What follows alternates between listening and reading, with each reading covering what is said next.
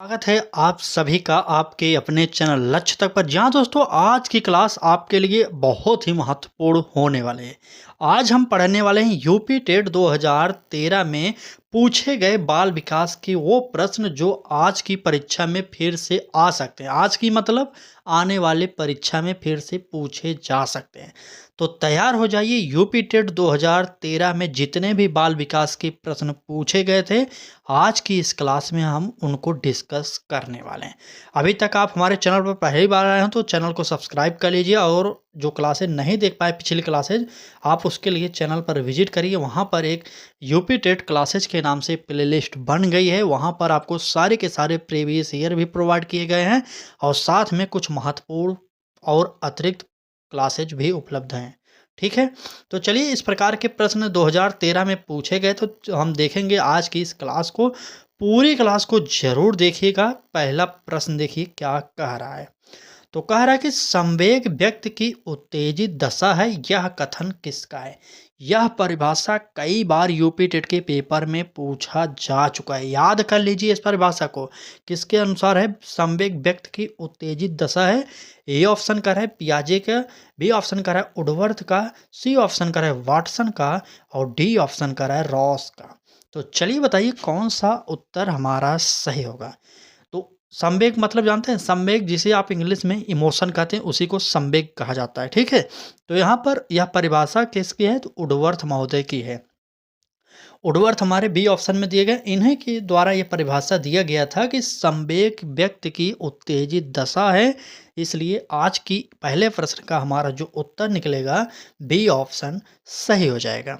ठीक है, चलिए आगे बढ़ते हैं, अगला प्रश्न देखते हैं। और एक निवेदन करेंगे, जो लोग हमसे जुड़ रहे हैं डेली क्लास को अटेंड करिए।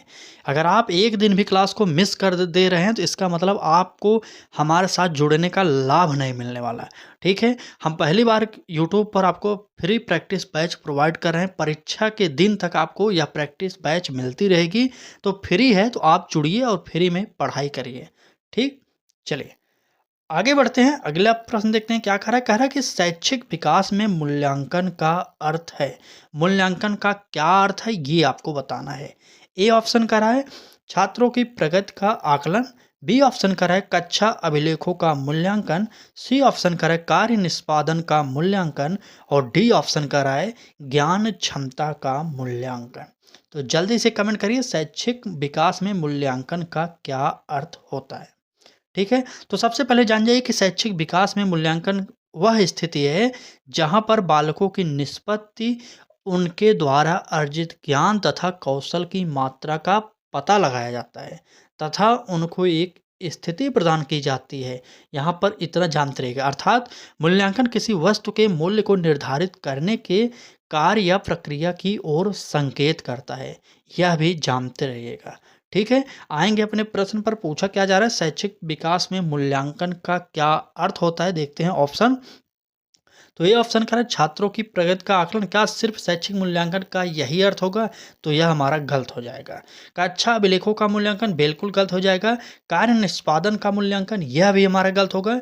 लेकिन शैक्षिक की बात किया जा रहा है तो यहाँ पर ज्ञान क्षमता का मूल्यांकन, बिल्कुल यही हमारा ऑप्शन डी सही हो जाएगा। ठीक है, इस प्रश्न का उत्तर क्या हुआ? डी ऑप्शन हमारा सही हो जाएगा। शैक्षिक मूल्यांकन का अर्थ होता है ज्ञान क्षमता का निर्माण। चलिए आगे बढ़िए, अगला प्रश्न देखते हैं क्या कह रहा है। प्रश्न में कहा जा रहा है कि संज्ञानात्मक विकास के 4 चरणों। देखिए संज्ञानात्मक विकास किसने दिया था? तो सबसे पहले ये बताइए आप लोग, तब तक हम प्रश्न पढ़ रहे हैं। ठीक है, तो संज्ञानात्मक विकास के 4 चरणों संवेदी पेशी, पूर्व संक्रियात्मक, स्थूल संक्रियात्मक और औपचारिक संक्रियात्मक की पहचान की गई थी। किसके द्वारा इन चरणों की पहचान की गई? यह संज्ञानात्मक विकास का सिद्धांत किसने दिया? यही आपसे पूछा जा रहा है। ए ऑप्शन कर रहा है वुडवर्थ, बी ऑप्शन कर रहा है रॉस, सी ऑप्शन कर रहा है हरलॉक और डी ऑप्शन हमारा पियाजे। चलिए बताइए कौन सा उत्तर हमारा सही होगा?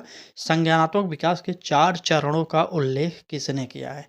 तो बिल्कुल सही, अगर आप नहीं जानते थे तो जान जाइए, यहाँ पर हमारा पियाजे महोदय हो जाएँगे, डी ऑप्शन सही हो जाएगा। ठीक है? तो यहाँ पर 4 चरण दिए गए हैं, उनकी अवस्थाओं को जान जाइए, मतलब कितने उम्र तक कौन-सी अवस्था रहती है। पहला कौन-सा है? संवेदी पेशी अवस्था, ठीक है? तो इसकी जो उम्र है कितनी है? तो जन्म से 2 वर्ष तक, ठीक है? ये है हमारा जन्म से 2 वर्ष तक। ये ज़ीरो मत कहिएगा, कहीं पर अगर कोई भी आपसे पूछता है कि संवेदी पेशी की अवस्था कब से कब तक होती है, तो जन्म से 2 वर्ष बताइएगा। यह मत कहिएगा कि 0 से 2 वर्ष, ठीक है? तो ये हो गया जन्म से 2 वर्ष। अब बात करें पूर्व संक्रियात्मक की उम्र कितनी होती है, तो ये होता है 2 से 7 वर्ष, ठीक है? 2 से 7 वर्ष की जो अवस्था होती है, वह होती है पूर्व संक्रियात्मक अवस्था, ठीक है? तो चलिए अगला देखते हैं, स्थूल संक्रियात्मक अवस्था, ये जो दिया गया है तीसरा, स्थूल संक्रियात्मक कहेंगे या इसे मूर्त संक्रियात्मक कहते हैं, ठीक है? तो इसकी उम्र जो होती है 7 से 11 वर्ष तक की होती है, ठीक? ये तीनों जान गए आप लोग। अभी एक बची है, चलिए अभी एक बचा है, ठीक है? औपचारिक बचा है, मैं बता रहा हूँ, लिख लीजिए आप लोग, नोट कर लीजिए अच्छे से। संवेदी पेशी की अवस्था जन्म से 2 वर्ष, पूर्व संक्रियात्मक की अवस्था 2 से 7 वर्ष, और यहाँ पर स्थूल दिया गया है। स्थूल को यहाँ कहीं-कहीं पर मूर्त भी, इनका तो वैसे तो नियमतः यही लिखना चाहिए था मूर्त संक्रियात्मक, लेकिन यहाँ पर स्थूल लिखा गया, फिर भी कोई गलती नहीं। देखिए स्थूल संक्रियात्मक की अवस्था जो है 7 से 11 वर्ष की होती है, ठीक है? अगर बात करें यहाँ पर एक और दिया गया है औपचारिक संक्रियात्मक अवस्था। इस औपचारिक संक्रियात्मक अवस्था की जो उम्र होती है 11 से 15 वर्ष के बीच होती है, ठीक है? तो यहाँ से इतना जानते रहिएगा और इस प्रश्न का उत्तर भी जान जाइए, डी ऑप्शन पियाजे महोदय सही हो जाएंगे, ठीक? चलें आगे। चलिए क्लास अच्छी लग रही है तो लाइक करते चलिए, और चैनल पर पहली बार आए हो तो सब्सक्राइब भी करिए और बेल आइकन को ऑन करिए। और अभी समय है, डेली हमारे साथ जुड़िए सुबह 10 बजे और लाइव क्लासेस देखिए। किसी भी स्पेशल टॉपिक को पढ़ना है तब भी आप हमारे साथ जुड़ सकते हैं, और जो भी इम्पोर्टेंट है वह हम आपको प्रैक्टिस सेट के माध्यम से प्रोवाइड करेंगे। थोड़ा धैर्य रखिए, एक बार प्रीवियस ईयर समाप्त होने दीजिए, उसके बाद हम आपको हिंदी, सीडीपी, पर्यावरण, संस्कृत, एसएसटी सभी प्रोवाइड करेंगे, ठीक? चलिए आगे बढ़ते हैं, अगला प्रश्न देखते हैं क्या कह रहा है। प्रश्न में कहा जा रहा है कि अधिगम क्षमता निम्नलिखित में से किससे प्रभावित नहीं होती है? प्रश्न ध्यान से पढ़िएगा क्योंकि यहाँ पर नेगेटिव पूछा गया है। ए ऑप्शन का रहा है अनुवांशिकता, बी ऑप्शन का रहा है वातावरण, सी ऑप्शन का रहा है शिक्षण, और डी ऑप्शन का रहा है राष्ट्रीयता। चलिए तो बता दीजिए कि अधिगम क्षमता किससे प्रभावित नहीं होती है? चलिए बताइए जल्दी। बिल्कुल सही, जो लोग भी राष्ट्रीयता बता रहे हैं यह हमारा ऑप्शन डी सही होगा, क्योंकि जो अधिगम क्षमता है ना वह राष्ट्रीयता से प्रभावित नहीं होती है, ठीक है? इसलिए इस प्रश्न का उत्तर जो होगा डी ऑप्शन सही हो जाएगा। अब यहाँ पर एक बात और सुन लीजिए, अधिगम को प्रभावित करने वाले कारक मुख्य रूप से पूछा जाए तो पहला होता है अनुवांशिकता, दूसरा होता है वातावरण, तीसरा होता है शिक्षण, और चौथा होता है समायोजन की क्षमता, ठीक है? ये 4 हैं जो हमारा अधिगम क्या होता है बताइए? अधिगम को प्रभावित करते हैं, ठीक? कौन-कौन सा था? आनुवंशिकता, वातावरण, शिक्षण, राष्ट्रीयता। नहीं राष्ट्रीयता नहीं होगा, माफ़ी चाहेंगे। आनुवंशिकता, वातावरण, शिक्षण और समायोजन की क्षमता, ठीक? तो इसलिए यहाँ पर राष्ट्रीयता गलत था, यही हमारा डी ऑप्शन सही हो जाएगा क्योंकि यहाँ पर नेगेटिव पूछा गया था, ठीक? चलिए आगे बढ़ते हैं, अगला प्रश्न देखते हैं। अगले प्रश्न में कहा जा रहा है किस अधिगम मनोवैज्ञानिक ने बाल अधिगम विकास में पुरस्कार को महत्व नहीं दिया है? चलिए ये बता दीजिए कौन सा उत्तर सही होगा। क्या कह रहा है देख लीजिए, किस अधिगम मनोवैज्ञानिक ने बाल अधिगम विकास में पुरस्कार को महत्व नहीं दिया? ए ऑप्शन करा है थॉर्नडाइक, बी ऑप्शन करा है पियाजे, सी ऑप्शन करा है वाटसन, और डी ऑप्शन करा है गुथरी। चलिए जल्दी से कमेंट करिए। चलिए बताइए। अगर आपसे पूछा जाए इस प्रश्न का उत्तर तो क्या होगा, तो यहाँ पर गुथरी महोदय हमारे हो जाएंगे सही। गुथरी ने एक सिद्धांत दिया था समीपता का सिद्धांत, ये सिद्धांत याद करिएगा। समीपता का सिद्धांत अगर बात की जाए किसने दिया था, तो वह दिए थे गुथरी महोदय ने, ठीक है, तो इस प्रश्न का उत्तर भी हमारा क्या होगा, डी ऑप्शन सही हो जाएगा। और आगे बढ़ेंगे, अगला प्रश्न देखते हैं क्या कह रहा है।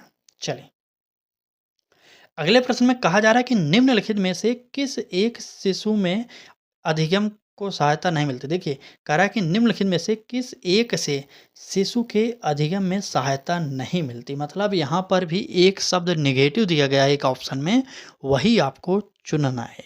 चलिए, बताइए, क्या अनुकरण है या अभिप्रेरणा है या स्कूल का बस्ता है या पुरस्कार है। चलिए, जल्दी से कमेंट कर दीजिए कौन सा यहाँ पर उत्तर सही होगा। चलिए, शिशु के अधिगम को सहायता नहीं मिलती किससे, तो आपको वही पता होगा, सहायता अनुकरण से मिलती है, अभिप्रेरणा से और पुरस्कार से मिलती है। लेकिन स्कूल का जो बस्ता है यह शिशु के अधिगम को कोई सहायता नहीं प्रदान करता।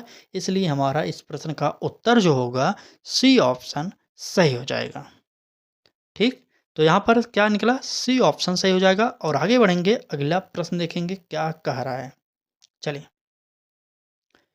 देखते हैं इस प्रश्न को। कह रहा है कि स्व केंद्रित अवस्था होती है बालक की। किस उम्र में स्व केंद्रित अवस्था होती है बालक की, यही पूछा जा रहा है। ए ऑप्शन कह रहा है जन्म से 2 वर्ष तक, बी ऑप्शन कह रहा है 3 से 6 वर्ष तक, और सी ऑप्शन 7 वर्ष से किशोरावस्था तक, और डी ऑप्शन कह रहा है किशोरावस्था में। चलिए, जल्दी बता दीजिए कौन सा उत्तर हमारा यहाँ पर सही होने वाला है। चलिए, स्वकेंद्रित अवस्था किसे कहते हैं, तो बिल्कुल सही, स्वकेंद्रित अवस्था जिसे कहेंगे वह होगा हमारा 3 से 6 वर्ष तक। अगर आपने भी ऑप्शन बी को सही किया माना है तो यह हमारा बिल्कुल सही आंसर है। तो नोट कर लीजिए, इस प्रश्न का उत्तर जो होगा वह होगा बी ऑप्शन। ठीक, आप देख रहे हैं यूपी टेट 2013 में सीडीपी जिसे आप बाल विकास कहते हैं, जितने भी प्रश्न पूछे गए थे वह हम प्रोवाइड कर रहे हैं। ठीक है, चलिए आगे बढ़ते हैं, अगला प्रश्न देखते हैं क्या कह रहा है।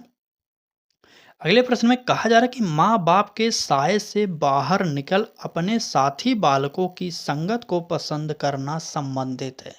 ध्यान से पढ़िएगा क्योंकि यह प्रश्न मैंने पहले करा दिया है।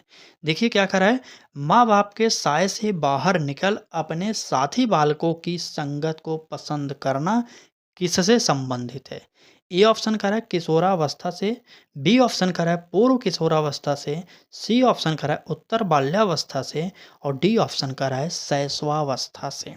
चलिए, जल्दी से कमेंट कर दीजिए और उत्तर बता दीजिए कौन सा यहाँ पर हमारा सही होगा। चलिए, कमेंट करिए।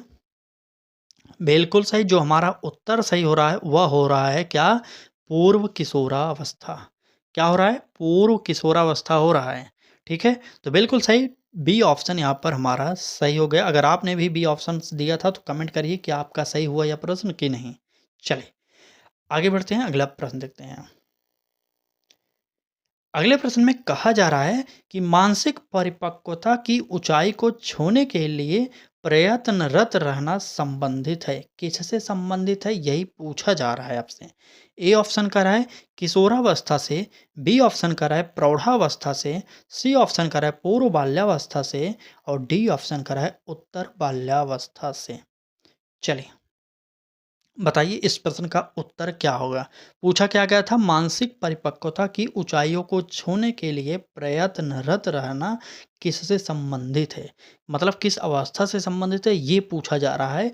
तो ध्यान से प्रश्न को पढ़िए। देखिए, सीडीपी बहुत टफ नहीं आती, सीटेट जैसे परीक्षा में जिसमें पेडागोजी स्पेशली पूछा जाता है। जब मैंने सीटेट का परीक्षा दिया था वहाँ पर सीडीपी में 30 में 30 पा गया था। यकीन करो एक बार, अगर नहीं करना तो हम आपको मार्कशीट दिखा सकते हैं अपनी। ठीक है, और यूपी टेट में लगभग 24-25 नंबर यूपी टेट में भी पाया था, क्योंकि बहुत ज़्यादा तैयारी मैंने किया ही नहीं था, वैसे दे दिया था पेपर। ठीक है, तो आप भी पा सकते हैं, आप भी पहली बार में 100 प्लस स्कोर कर सकते हैं। जब मैंने उतनी पढ़ाई नहीं की थी उस समय में तो मैंने पा लिया, तो आप तो पा सकते हैं। आप तो मेरे साथ जुड़े हैं, तैयारी कर रहे हैं। ठीक है, फिलहाल हम आपको हर एक वो पॉइंट बताएंगे जिसे मैंने पढ़ा था और मैंने खुद पास किया था। ठीक है, चलें, टेंशन मत लीजिए, अभी समय है, अभी आप हमारे साथ जुड़े हैं। हम आपको समझ लीजिए हिंदी और सीडीपी और पर्यावरण, यह 90 प्रश्नों की गारंटी देते हैं। यहाँ से अगर आप ओबीसी कैटेगरी में आते हैं तो आप 80 नंबर पक्का सही करने वाले हैं। ठीक है, प्रीवियस ईयर देख के अंदाज़ा मत करिएगा, क्योंकि यहाँ से प्रश्न तो वो करा रहे हैं जो पहली बार परीक्षा में पूछे जा चुके हैं पहले ने, ठीक है?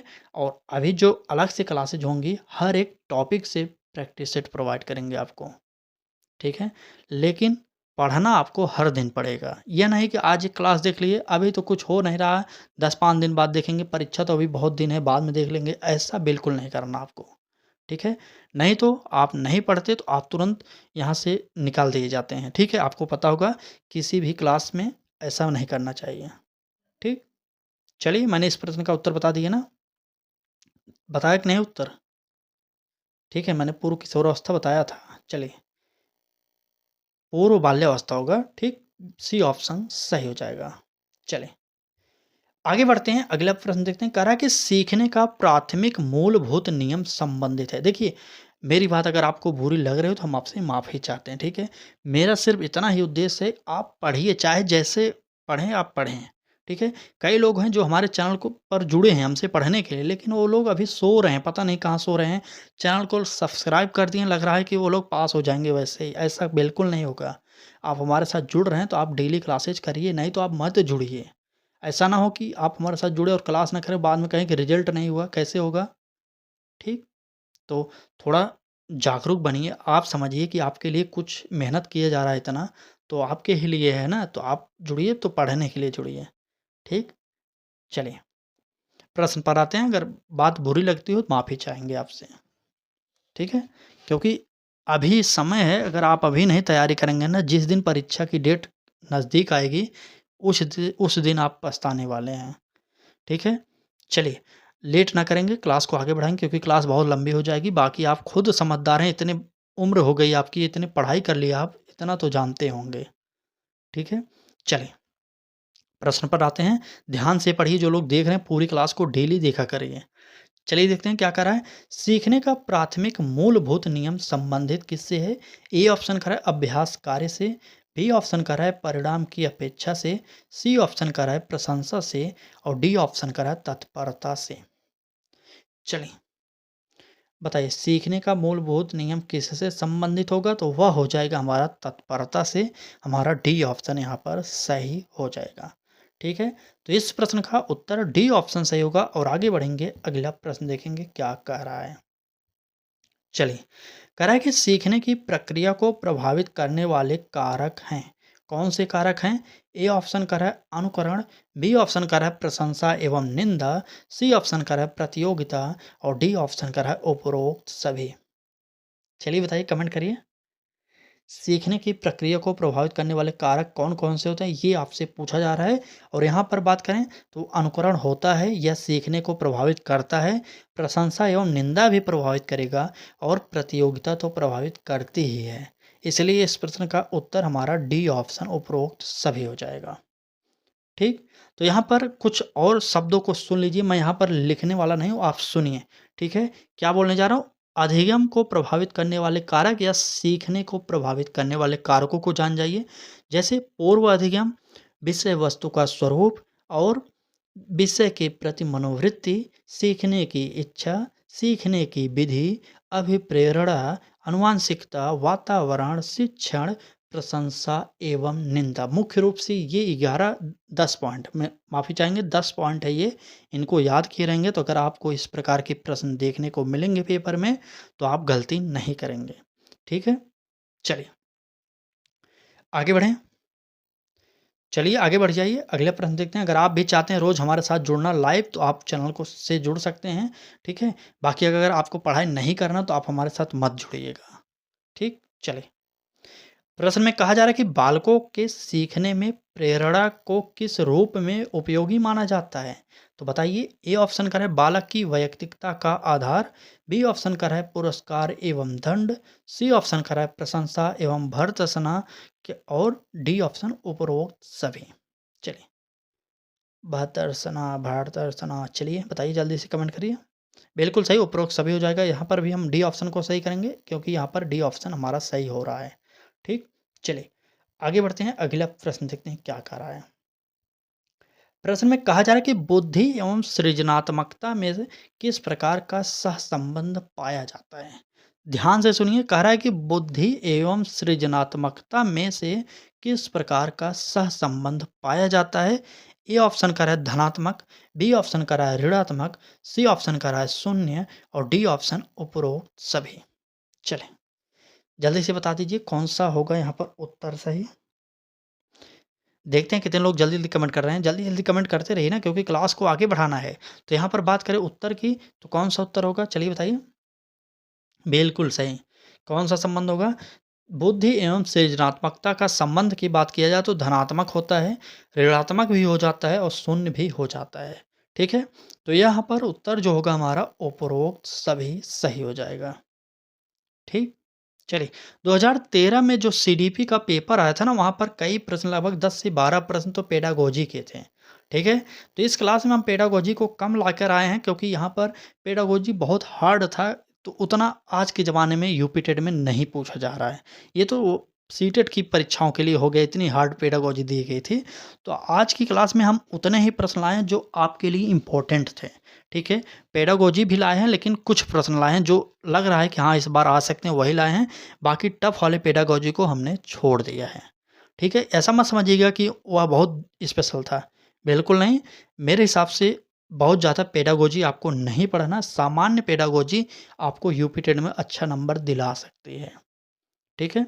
चलें, बात करें प्रश्न की, तो कह रहा है कि शैशवावस्था में बच्चों की क्रियाकलाप होते हैं, किस प्रकार के होंगे? ए ऑप्शन कह रहा है मूल प्रवृत्त्यात्मक, बी ऑप्शन कह रहा है संरक्षित, सी ऑप्शन कह रहा है संज्ञानात्मक और डी ऑप्शन कह रहा है संवेगात्मक। चलिए बताइए कौन सा होगा उत्तर। चलिए बताइए। शैशवावस्था की उम्र 0 से 6 वर्ष, मतलब जन्म से 6 वर्ष तक की उम्र को कहा जाता है। अगर बात करें इसकी क्रियाकलाप किस प्रकार की होगी, तो वह होती है मूल प्रवृत्त्यात्मक। ठीक है? मूल प्रवृत्त्यात्मक होगा, यहाँ पर ए ऑप्शन सही हो जाएगा। ठीक? चलिए आगे बढ़ें।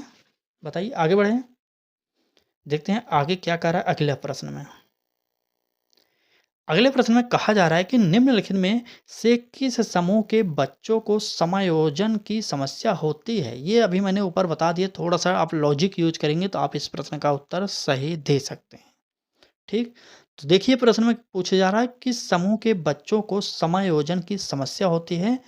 ए ऑप्शन करा है औसत बुद्धि के बच्चे, बी ऑप्शन करा है ग्रामीण बच्चे, सी ऑप्शन करा है अध्ययनशील बच्चों को और डी ऑप्शन करा है कुशाग्र बुद्धि के बच्चे। चलिए बताइए कौन सा उत्तर यहाँ पर सही हो रहा है हमारा। तो बात करें किस समूह के बच्चों को समायोजन की समस्या होती है, तो यहाँ पर आप जानते रहिए तीव्र बुद्धि के जो बालक होंगे उन्हें जो होता है ना, समायोजन करने की समस्या हमेशा से बनी रहती है। तो यहाँ पर डी ऑप्शन में दिया गया है कुशाग्र बुद्धि के बच्चे, तो यहाँ पर डी ऑप्शन हमारा सही हो जाएगा।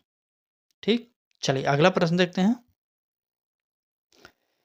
अगले प्रश्न में कहा जा रहा है कि विकास का वही संबंध परिपक्वता से है जो उद्दीपन का है। किससे है ये आपसे पूछा जा रहा है, मतलब उद्दीपन का संबंध किससे है ये पूछा जा रहा है। ए ऑप्शन कर रहा है परिवर्तन से, बी ऑप्शन कर रहा है प्रतिक्रिया से, सी ऑप्शन कर रहा है प्रयास से और डी ऑप्शन कर रहा है परिणाम से। चलिए बताइए विकास का वही संबंध परिपक्वता से है जो उद्दीपन का है, किससे है?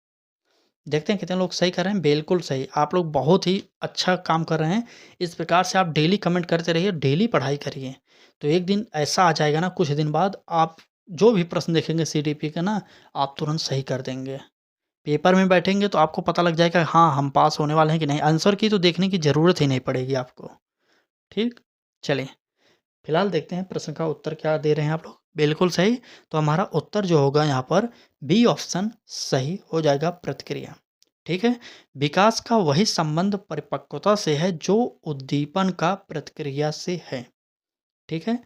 बी ऑप्शन सही कर लीजिए आप लोग। चलिए आगे बढ़ते हैं, अगला प्रश्न देखते हैं क्या कह रहा है।